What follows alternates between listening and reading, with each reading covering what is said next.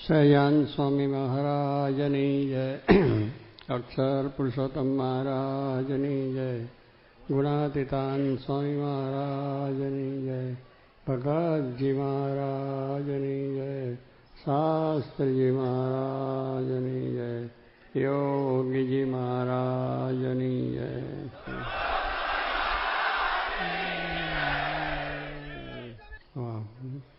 ભાવનગર મંડળની પણ છે.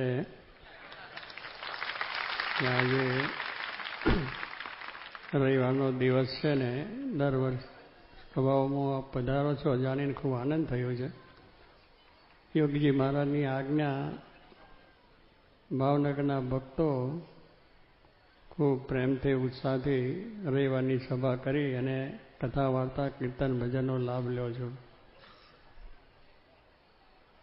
ભગવાનની દયાથી ને યોગીજી મહારાજનો સંકલ્પથી મંદિર પણ આપણને સર્વોપરી થયું છે. દર્શન કરતાં પણ શાંતિ થાય. મંદિરની સ્વચ્છતા પણ એવી સારી છે. ચારે બાજુ ચોક બધો છે અને એની અંદર આજના દિવસે આપ બધા પધાર્યા છો તો બધાને ખૂબ ધન્યવાદ છે. કારણ કે જીવનની અંદર જે કરવાનું છે એ આ છે. બાળકોનો પણ ઉત્સાહ જોયો આપણે કે ગેલમાં આવી ગયા. પેલા નાના બાળક પણ એને પણ ચાલુ થઈ ગઈ. એટલે ઉત્સાહ કેટલો દરેકને છે. બીજું પણ આ બધાને સંપ છે, એકતા છે, એક રુચિ છે. જે યોગી મહારાજનો સિદ્ધાંત છે સમસુરત ભાવ એકતા, એ આ મંડળની જોવા મળે છે. કે આજે આટલા મોટા સમૂહમાં દર પાછા રવિવારે પણ બધા આ રીતે આવો છો. અને એ રીતે બીજી રીતે પણ આજે હાર જે પહેરાયો, હારનો પણ બધાએ સંપ રાખ્યો છે કે આટલા ભક્તોએ કર્યો પણ એ બધો આખા મંડળને પહોંચી ગયો છે. એટલે દર્શન કર્યા એનો બધા દર્શન થાય ને ત્યારે એથી પણ સંતોષ કે ભાઈ દર્શન પ્રસન્ન પણ મોટો જગન. ભગવાન શ્રીજી મહારાજે દબાણમાં જાતલપુર યજ્ઞ કર્યો. ત્યાં આગળ અમદાવાદનો સુબો હતો, એનો અધિકાર હતો જાતલપુરમાં. તે યજ્ઞ એનો દેશી હતો કે સ્વામિનારાયણ, એટલે યજ્ઞ ના થવા દીધો. મહારાજ બધું સીધું સામાન તૈયાર કરીને બધા યજ્ઞની પંગોતરી લખાઈ ગયેલી, પણ યજ્ઞ થયો નહીં, બંધ કરાવી દીધો. એટલે હરિભક્તો બધા નારાજ થઈ ગયા કે મારે કે આપણે આ તૈયાર કરીએ છીએ. મહારાજ કંઈ વાંધો નહીં, આપણે એ યજ્ઞનું ફળ લેવું છે એટલું છે ને. દર્શન પર્સન મોટો જગન કે આ દર્શન તમને થયા બધાને અને આ આશીર્વાદ મળ્યા એ મોટો જગન માની લો. હરિભક્તો રાજી થયા. કારણ કે કરીને કરવાનું તો એ છે કે ભગવાનને રાજી કરવાના.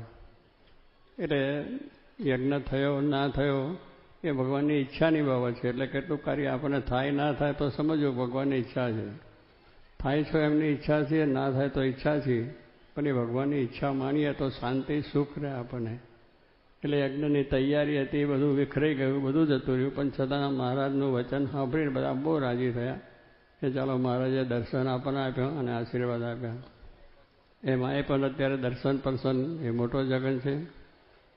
બીજું પાછું અહીંયાના ભક્તોને સર્વનો પ્રેમ એવો હતો અને એ બાળકોએ અત્યારે આ નૃત્ય જે કર્યું અને મેં બોલ્યા વાતમાં આવ્યું ને, એટલે આવું કહ્યું બધું ફિટફિટ મુંબઈથી અહીં ખેંચાના.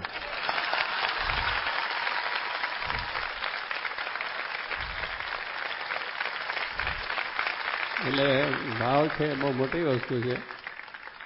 અંતરનો ભાવ છે ભક્ત્યા તૃષ્યતિ કેવલમ નતુ ગુણૈર્ભક્તિ પ્રિયો માધવ. ભગવાનને ભક્તિ બહુ વાલી છે.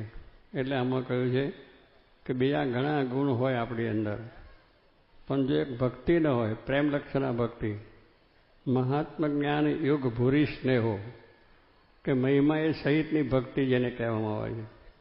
જે આગળના ભક્તો મીરાબાઈ નરસિંહની થઈ ને ત્યાર પછી મહારાજના 500 સંતો, બ્રહ્માનંદ, નિત્યાનંદ સ્વામી, પરમાનંદ, બધા મોટા મોટા સંતોના કીર્તન આપણે સાંભળીએ છીએ. કેટલી બધી પ્રેમ ભક્તિ છે એમની.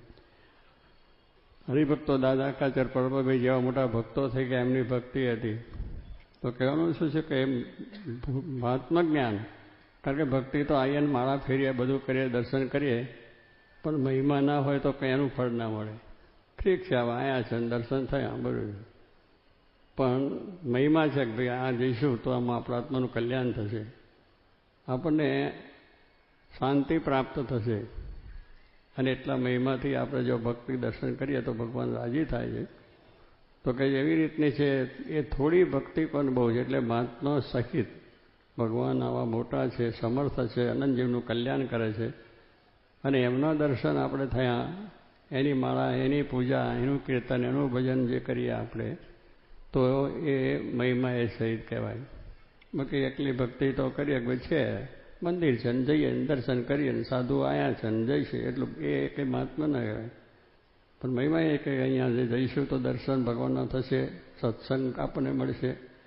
અને સત્સંગ આપણે જો જેટલો સત્સંગ થશે એટલું અજ્ઞાન આપણું જશે. બિન સત્સંગ હરિકથા તા બિન મોહ ન જાય, મોહ ગયે બિન હોવત ન રામ પદ અનુરાગ. તુલસીદાસ કહે છે કે બિન સત્સંગ એટલે સત્સંગ જેને નથી એને કંઈ ના પડે, દુનિયાનો લાભ લયા કરે, દુનિયામાં હરવું ફરવું, મોજ શોખ બધું કરવું. પણ આવા ભગવાનના સંતો એકાંતિક જે ગુણાત્યાન સ્વામી જેવા સંત થયા, બધા બ્રહ્માનંદ સ્વામી, મુક્તાનંદ સ્વામી બધા થયા, શાસ્ત્રી મહારાજ, યોગીજી મહારાજ જે સંત સાક્ષાત બ્રહ્મની મૂર્તિઓ, યોગી મહારાજના દર્શન કર્યા છે. એટલા બધા સરળ ને સૌનું કલ્યાણ કરે એવું કહેતા હતા. શાસ્ત્રી મહારાજ આવા મંદિરો કર્યા. તો કંઈ એવો જ આ સંત મને બ્રહ્મસોત્રી અને બ્રહ્મનિષ્ઠ કહ્યું કે જેને કોઈ આ જગતના પદાર્થની ઈચ્છા પણ નથી, કોઈ પ્રકારના પોતાની મહત્તાની ઈચ્છા નથી. માન પડે, મોટપ મળે, મોટા ઇલકામ મળે, લોકો બહુ માને એવી ઈચ્છા જ નથી. અને જોગીમાના દર્શન તો કર્યા, સીધા સાદા સંત, એને કોઈ ઈચ્છા નહીં. તમે બોલાવો તોય ભલે, અપમાન કરો તોય ભલે, તિરસ્કાર બોલો તોય બધું સારું જ થાય દરેકનું. એટલે જેને આ દુનિયાના સુખની જરાય અપેક્ષા નથી, ભગવાનના સુખ સિવાય કોઈ અપેક્ષા નથી, કાયમ એ સવારથી ઉઠે રાતના 12 વાગ્યા સુધી ભજન કરતાં કરતાં ને રાત્રે ભગવાનને એમને દર્શન થાય. તો કહેવાનું એવા જે સંત બડા પરમારથી જાકા મોટા મન તુલસી સબકુ દે છે રામ સરિકા ધન. સંતો પાએ છે તો આપણે શું મળે? એમને તો કંઈ નથી, ખાખી બંખાડી જેવા ઊભા થઈને હાલતા થયા. એની પાસે મિલકત નથી, કોઈ બીજું વસ્તુ નથી, કંઈ એવી જાતની આપ છે કે નહીં કે આપણને આપણને સુખ્યા. કારણ આ લોકોમાં તો પૈસા મળે, ધમૂલ મળે, કંઈક હીરા મળે, જગત મળે ને એ આપે તો કંઈક થઈ જાય કે ના બહુ સારું આપ્યું આપણને. પણ સંત પાસે તો કંઈ નહીં, ફકડ છે એટલે ફરે છે, જઈને જોડીઓ લઈને ફરે ને જોડીઓ માગીને કામ કરે છે. તો એની પાસે શું મળે? પણ જે આવા સંત છે, બાકી સંત તો ઘણા છે, એ સંતોથી કામ નથી થતું. પણ જેને કહ્યું શ્રોત્રિય બ્રહ્મનિષ્ઠ પુરુષ છે, એવા જે સંતો છે, તો એ સંતોના સમાગમથી, દર્શનથી આપણું કામ થાય. દર્શનાદ એવ સાધવ, કે સાધુના દર્શનથી પણ કેવાય એકાંતિક, જેને ભગવાન સાથે જ લગ્ન છે, બીજી કંઈ આ જગતના સુખની કોઈ અપેક્ષા નથી. હા, કોઈ જાતનું છે નહીં. બ્રહ્મભૂત પ્રસન્નાત્મા કહ્યું છે કે બ્રહ્મરૂપ થયેલા હોય, બ્રહ્મભૂત એનો પ્રસન્ન આત્મા. જે બ્રહ્મરૂપ થયો છે એનો આત્મા હંમેશા પ્રસન્ન. તમે જોગી માના દર્શન કર્યા તો હસતા, કાયમ હસતા હોય. શાસ્ત્રી મહારાજ જેવા બીજા ઘણા સંતો એવા હોય. પણ કહેવાનું શું કે એવા જે કે પોતે બ્રહ્મરૂપ થયા છે એટલે એને કોઈ માન કરે, અપમાન કરે, તિરસ્કાર કરે, એમનું ગમે તેમ લખે કરે તો એને કોઈ જાતની એ જ નહીં કે મને કેમ આમ કહ્યું, હું આત્મા છું, અક્ષર છું, મને ક્યાં કહ્યું.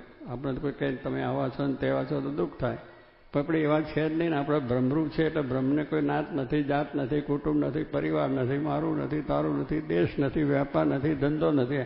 આત્મા તો એક તેજસ્વી છે, પ્રકાશ છે, એ આપણું સ્વરૂપ છે. એ માન્યા હોય તો પછી માન અપમાનમાં એકતા અને સુખ દુઃખમાં સંભાવ.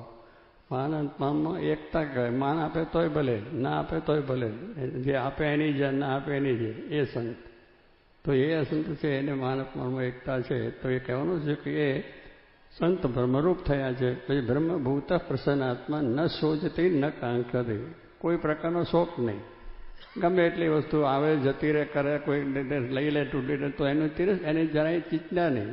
કે કેમ જતું રહ્યું, મારું જતું રહ્યું, આમ જતું રહ્યું, મારું લઈ ગયા, કોઈ પૂરી ગયા, પણ આપણું હતું જ નહીં તો પછી ક્યાંથી? જન્મ્યા ત્યારે કંઈ લઈને આવ્યા હતા? મુઠ્ઠી વારીને આવ્યા, બાળક બે બે કરતા આવ્યા, રડતા રડતા, અને પછી જઈશું તારે નનામીમાં આમ હાથ ખુલ્લા રાખશે કે જુઓ ભાઈ હું જાઉં છું, કંઈ લઈ નથી ગયો, બહુ કમાયો છે, કરોડો અબજો રૂપિયા કમાય, ભાઈ મૂકીને જાઉં છું.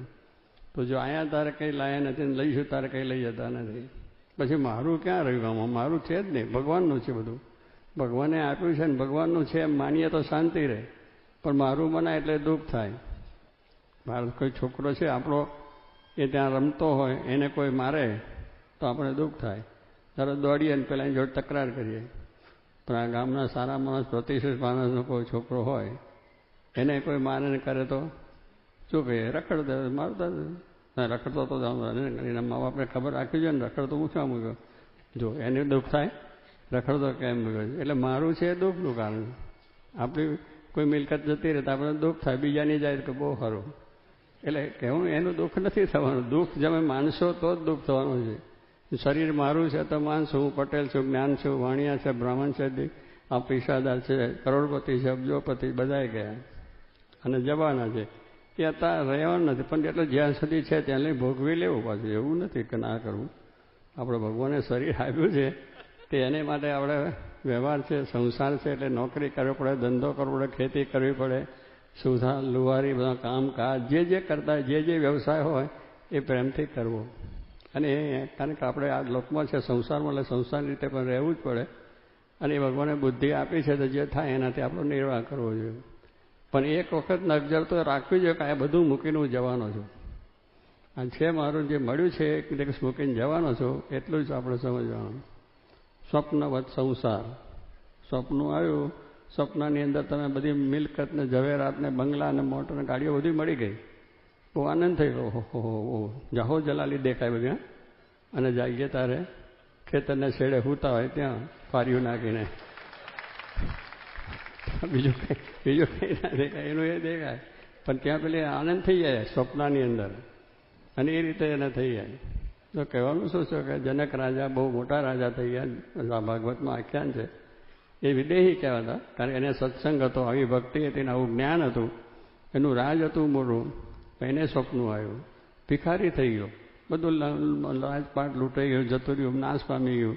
પણ એને સત્સંગ હતો, એમ કથા સાંભળે અને સંતની સમાગમ કરે, એટલે એને જાણ્યું હતું કે આ બધું છે, આવું સમજતા હતા.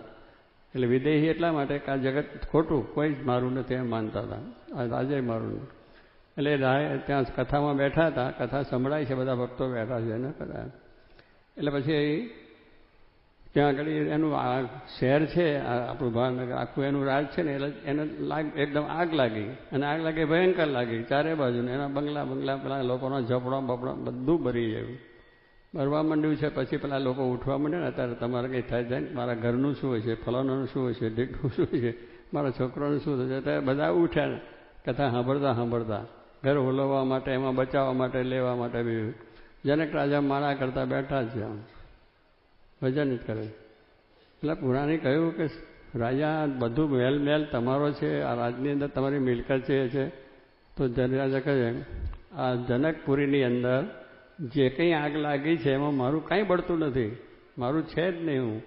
હું માનું છું કે મારું હોય તો મને થાય, મારું રાજે નથી, પાટે નથી, મિલકત નથી, કાંઈ નથી. એટલે એક જ્ઞાન. તો જનક વિદેહી કહી ગયા છે.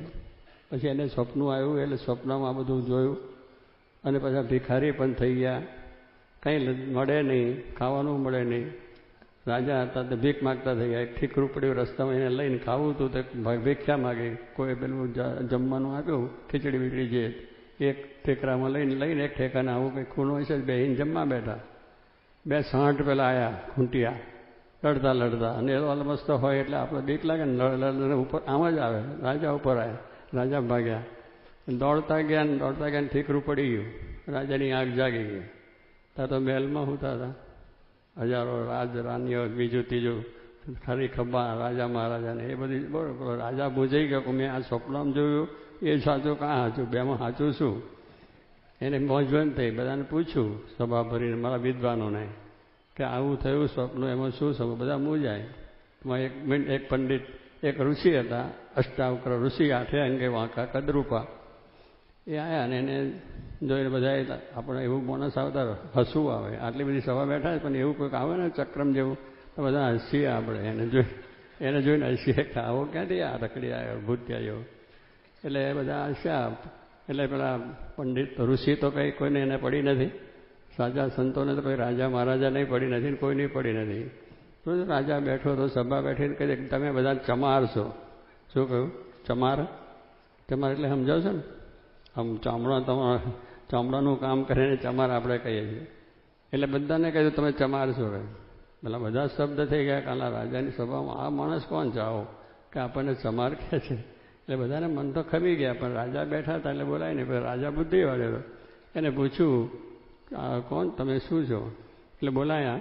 એને રાજા જ્ઞાની હતો ને એટલે જરા બોલાવીને પગે લાગીને બેસાડ્યા કે તમે અમને ચમાર કેમ કહ્યા? કહે છે જો મારું અંગ આંકું છે, મારો હાથ આંકો છે, મોઢું ટેઢું છે, પગ ટેઢા છે, એ છે. એ જોઈને તમે હસ્યા એટલે મેં તમને ચમાર કહ્યા. તમને જો આત્મજ્ઞાન હોત તો આત્મા કે વાંકો નથી, ચૂકો નથી, લાંબો નથી, ટૂંકો નથી, કશું નહીં. આત્મા તો એકદમ ચૈતન્ય વસ્તુ છે. એ તમને જ્ઞાન નથી એટલે તમે હસ્યા. પણ જો એ જ્ઞાન હોત તો હું મારું શરીર તમે જોઈને હસો જ નહીં. મારું જ્ઞાન છે, મારું આત્માનું જ્ઞાન એ બધું છે. એટલે કહેવાનું શું છે કે આપણે આ પ્રમાણે જ્ઞાન થાય તો એ રાજાને સ્વપ્નમાં પણ તે થયું, લાગ્યું તો એને દુઃખ ન થયું, સ્વપ્નમાં જતું રહ્યું અને જાગ્યો તારે પણ આ થાય ને આત્મા. એટલે જ્યારે આત્માનું જ્ઞાન થાય છે ત્યારે આપણે કોઈ નાજા છે, મહારાજા છે, કદરૂપો છે, નકામો છે, કશું નહીં, ભગવાનનો ભક્ત છે એટલું જ આપણે સમજાય. તો કોઈની જોડે રાગ દ્વેષ નહીં. જ્યાં જુએ ત્યાં રામજી દૂસરો ન ભાસે રહે. જ્યાં હૃદયમાં બધામાં ભગવાન બેઠા છે. આપણે બધા જ બેઠા છે, એમાં ભગવાનનો વાસ છે. આ ઝાડ છે, પાન છે, પર્વતો છે, ગુફાઓ છે, પશુ છે, પંખી છે, દરેકમાં ભગવાન છે. અણુમાં ભગવાન છે, ભગવાનનો વાસ. ભગવાનને કહ્યું છે અનોર અણિયાન. શાસ્ત્રોએ વાત કરી છે કે ભગવાન અણુ છે, એનાથી પણ ભગવાન અણુ છે. આપણે આ સંશોધન કર્યું છે ને, કયા ઋષિ? આઈન્સ્ટાઈને આપણે સંશોધન અણુનું કર્યું. હવે અણુ તો કેટલું, આટલું અણુ તો કહેવાય, અણુ એક ખાવ. હવે એની અણુની અંદર કેટલી શક્તિ છે અત્યારે.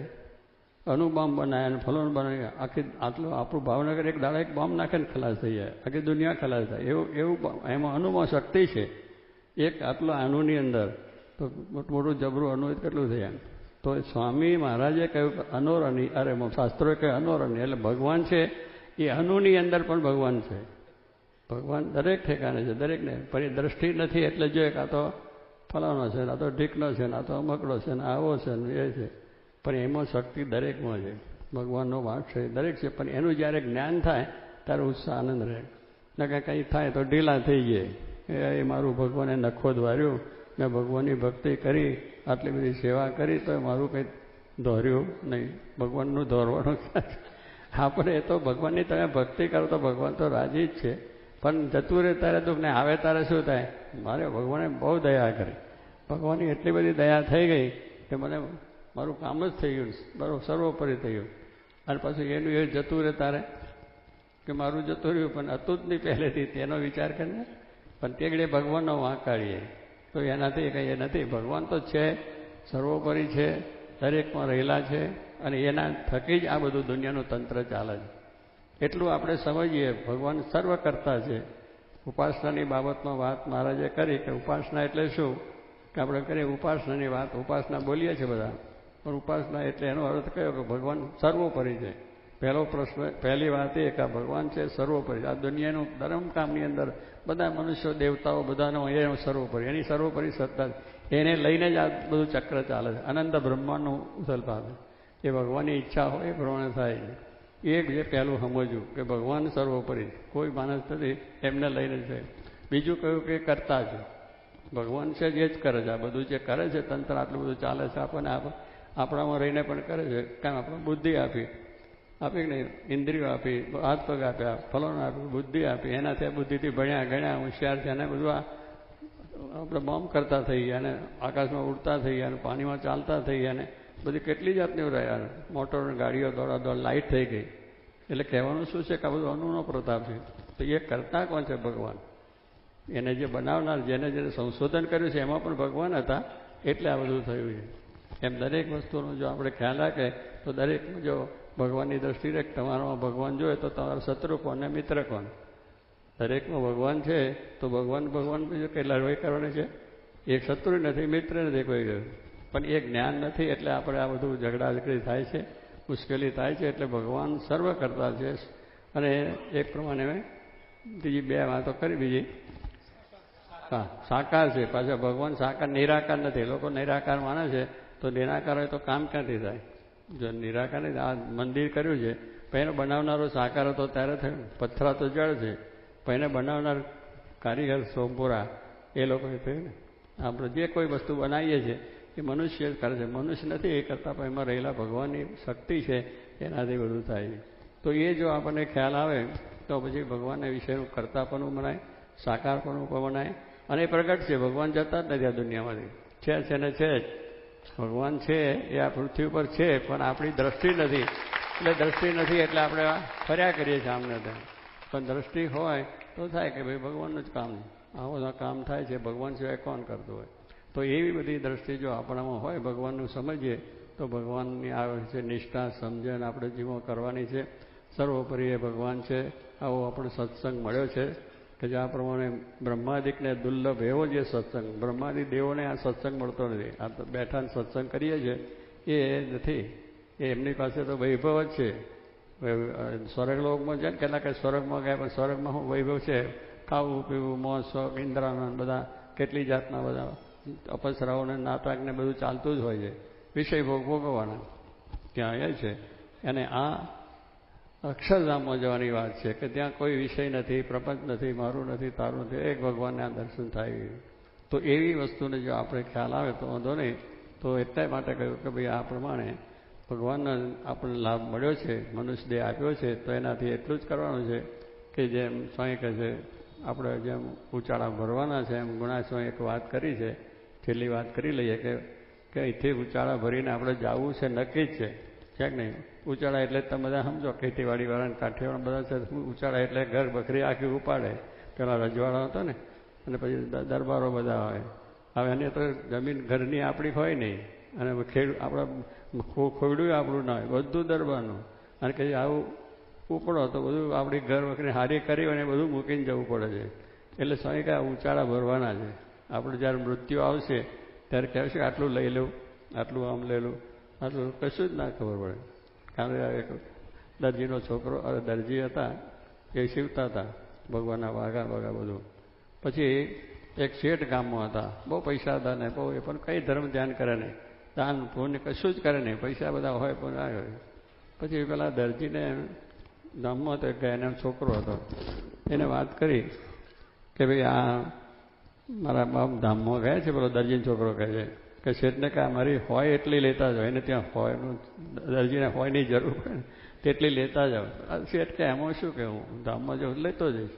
એટલે એને વિચાર કર્યો, લીધી તો ખરી, પછી લીધી પણ કે આ મારું શરીર તો આ થશે, આ લે કઈ રીતે જવું. તો કે મારા પેલા લુગડામાં હશે ને એમાં નાખી, પણ લુગડા ઉતારી લે લોકો. પછી કહે છે આ પછી હોય ને છે કે મારા મોઢામાં મૂકી, મોઢું તો રહેવાનું છે ને. તો મોઢું પછી વિચાર કર્યો કે તો એ નથી રહેવાનું, એ બળીને બસ નતો, કશું લઈ જવાય નહીં. એટલે પેલાના છોકરાને બોલાવે, ભાઈ આ હોય છે તું લે પાછી. કે પણ તમે આ બધી મિલકત લઈ જશો, આ તમારું બધું આખું બધું કુટુંબ લઈ જશો, બધું લઈ જશો, મારી હોય ના લઈ જાઓ. મારો બાપો ત્યાં ભગવાનના વાઘા શીખવા જોવે છે એટલે લઈ જાઓ, કશું ના લઈ જવાય. એટલે પછી કહેવાનું શું કે આ બધું તમે લીધું છે, કંઈક કરો પુણ્ય દાન તો સુખી થશો.